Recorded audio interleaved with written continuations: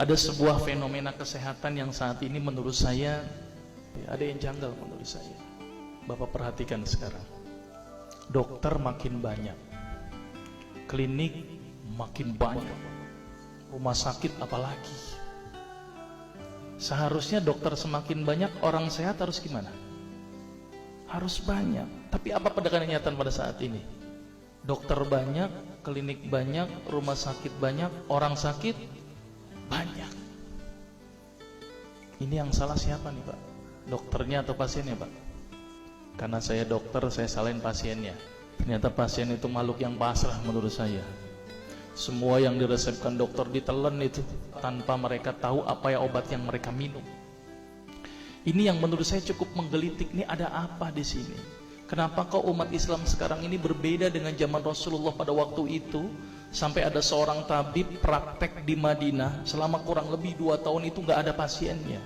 Kenapa kok berbeda sekarang dengan umat Islam zaman sekarang? Ini ada sesuatu yang salah menurut saya.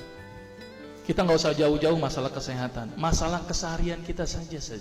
Itu ternyata sudah terjadi perbedaan yang luar biasa yang berhubungan dengan masalah kesehatan. Contoh, saya contohkan. Makan sehari berapa kali? 3 kali ya, katanya 3 kali. Padahal nih, ada yang mengatakan bahwa makan sebelum lapar, berhenti sebelum kenyang. Berapa kali berarti? Tidak 3 kali, terserah perut. Jadi patokan 3 kali sebenarnya dalam Islam itu tidak ada sebenarnya. Ada sesuatu yang aneh. Maka itu saya sempat berpikir, ini jangan-jangan ini ada sebuah kesalahan dalam diri saya.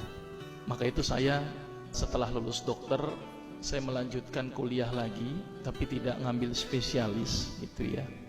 Jadi saya ngambil kuliah lagi jurusan tafsir hadis gitu ya.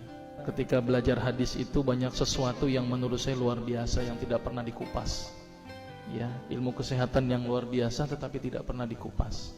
Nah, di situ saya bertemu dengan seorang ustadz. Kemudian ustadz itu bilang begini.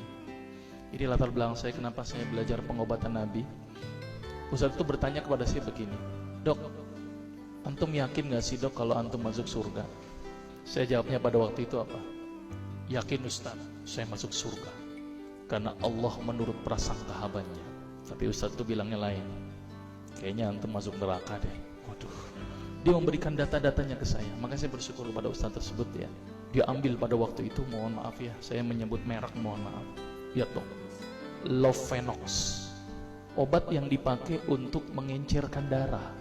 Biasanya diberikan pada penderita penyakit jantung, stroke dan gangguan bekuan darah. Di situ tertuliskan kata apa? Porsin origin. Ada yang tahu porsin? Porsin itu isinya Pak, babi Pak.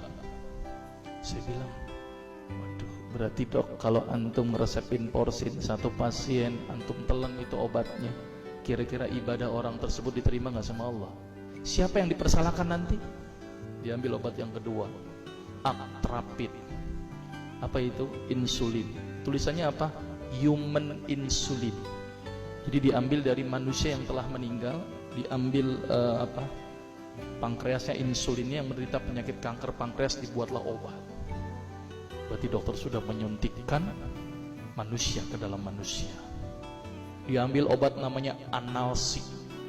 Apa itu analsik? Obat untuk pusing. Ini di kalangan dokter sering resepin ini. Isinya apa? Antalgin dan diazepam. Makanya kalau orang minum obat ini pasti ketagihan, saya yakin. Karena kenapa? Karena mengandung diazepam. Diazepam itu apa? Narkoba. Maka itu cara nyari uang paling gampang, kasih aja resepin analsik, pasti balik lagi dia. Karena kenapa? Narkobanya bikin kecanduan. Diazepam, fatwa ulama bagaimana? Haram. Diambil lagi obat batuk, kodein. Maka itu kita minum obat batuk langsung hilang batuknya karena kodein. Kodein ini ternyata derivat dari narkoba. Berarti dokter sudah resepin narkoba. Diambil semua obat sirup di depan saya, lihat dok, ada nggak yang tidak mengandung alkohol? Semuanya mengandung alkohol. Sampai saya pikir, Masya Allah, berapa ribu pasien yang telah saya resepkan obat-obatan haram tersebut. Ini yang menjadi kegelisahan saya Pak. Terus kemudian saya melihat ada sesuatu yang salah. Kenapa? Karena agama Islam tidak dipelajari secara benar. Banyak umat Islam saat ini belajar akidah, belajar akhlak, belajar fikih. Tapi lihat, pernahkah umat Islam di sini belajar masalah kesehatan Islam? Sedikit sekali. Kajian-kajian tentang kedokteran Islam hampir tidak ada.